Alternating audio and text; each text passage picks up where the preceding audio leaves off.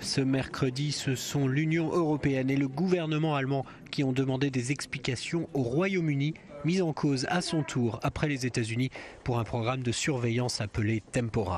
Les Femen ont été libérés cette nuit. Les 3 militantes, 2 Françaises et une Allemande détenues en Tunisie depuis près d'1 mois, ont donc quitté leur prison après avoir été condamnées en appel à une peine avec sursis.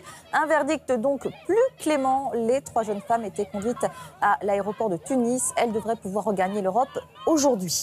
Une audition qui laisse les députés sur leur faim. Sur le fond d'abord, le refus de Jérôme Cahuzac de livrer les dates du transfert de son compte à l'étranger en a déçu plus d'un. Quel était le montage dans vos comptes à l'étranger? Je ne vous l'indiquerai pas, Monsieur le Président, car ces réponses-là, je les dois d'abord à de juges d'instruction. Est-ce que vous nous précisez la date et l'objet de ces déplacements en Suisse? Je le souhaiterais, mais je ne le peux pas, Monsieur le Président. À quelle date vous l'avez transféré à Singapour? Je suis contraint de vous faire la même réponse, Monsieur le Président. Je ne peux pas vous répondre. J'espère qu'à votre tour, vous comprendrez que je ne peux pas répondre à votre question. Merci de cette non-réponse. Alors qu'il a quand même menti devant les députés, devant la représentation nationale le 5 décembre dernier, il avait là l'occasion quand même de dire quelques mots. Il ne l'a pas fait et je le regrette. On peut presque avoir à travers ça le sentiment d'une espèce d'arrogance ou de bras d'honneur qui était effectué. En clair, vous pouvez me poser toutes les questions que vous voulez, je vous emmerde et je vous dirai ce que j'ai envie de vous dire. Pour tout vous dire, moi j'ai eu un sentiment de gêne parce que il y avait une très grande mise en scène et au bout du compte, il n'y a pas eu de révélation et il ne pouvait pas y en avoir parce que la règle, c'est que c'est les juges qui doivent poser les questions de cet ordre. Nous auditionnerons les ministres d'ici la fin de ce mois. Et le Premier ministre? Éventuellement, nous n'avons pas encore tranché, c'est une décision de la Commission. Mais vous, Président, vous souhaitez qu'il s'exprime? Je pense que ça serait bien, puisque je rappelle que M. Cahuzac a été nommé ministre par un décret du Président de la République, co-signé du Premier ministre.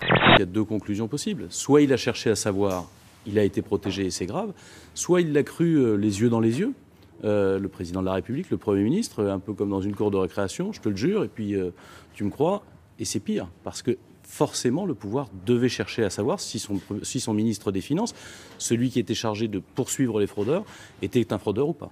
Paradoxe hier, du côté de l'Assemblée nationale, avec Jérôme Cahuzac, commission d'enquête de l'affaire Cahuzac. Puis de l'autre côté, au Sénat, Dominique Strauss-Kahn, qui a donné une sorte de cours d'économie dans une autre commission d'enquête sénatoriale, celle-là. Bernard Tapie, victime du Crédit Lyonnais, la banque qui, selon lui, a fait sur son dos une plus-value de la revente d'Adidas. Voilà où l'homme d'affaires place le scandale d'État. Bernard Tapie n'a pas été trompé par le Crédit Lyonnais. Le Crédit Lyonnais a sauvé Bernard Tapie d'une faillite qui aurait été déshonorante. Je rappelle qu'il était au gouvernement à cette époque. Et je dis sans aucune crainte de me tromper, il n'a pas pu être trompé pour une raison évidente, c'est que c'est lui qui a fixé le prix. Nicolas Sarkozy ne me devait rien et je ne lui dois rien. Il n'a pas cherché à m'aider, il n'a pas provoqué l'arbitrage, il n'a pas donné d'instructions en ma faveur. D'ailleurs, n'est-ce pas lui, Nicolas Sarkozy, qui via son cabinet d'avocats a pu lui chercher des ennuis en décembre 1994. De dénégation en dénégation, Bernard Tapie esquisse sa vérité. « Je n'ai pas volé l'argent qui m'a finalement été attribué », écrit-il. « Je n'ai pas coûté un sou aux contribuables, à qui j'ai au contraire rapporté beaucoup ». Le nombre de chômeurs s'est stabilisé le mois dernier en France, une bonne nouvelle très relative, puisque 3 264 000 personnes restent inscrites à Pôle emploi.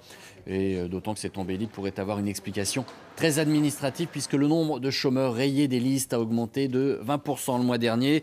Je ne conteste pas les chiffres, je dis qu'il y a à l'évidence une stratégie qui consiste à dire, comme le répète à l'envi le président de la République, que d'ici la fin de l'année, les chiffres du chômage s'infléchiront. La réalité est que le gouvernement multiplie les centaines de milliers d'emplois aidés qui sont sans issue pour ceux qui sont embauchés dans ces emplois, qui ne déboucheront sur aucun emploi pérenne, qui vont coûter très cher et qui sont financés par quoi? Par de la dette, c'est-à-dire par tous les Français et ensuite par les générations à venir. Ça se passe à San Antonio, Texas. Regardez, une tortue. À 2 têtes. Je sais pas, il y a quelque chose qui vous dérange ou pas? Oui, elle a 2 têtes. Elle a 2 têtes. C'est étonnant. Elle a 2 têtes et alors du coup, elle a 2 noms. Comme c'est une petite femelle, Thelma et Louise. C'est mignon. C'est bien. Hein.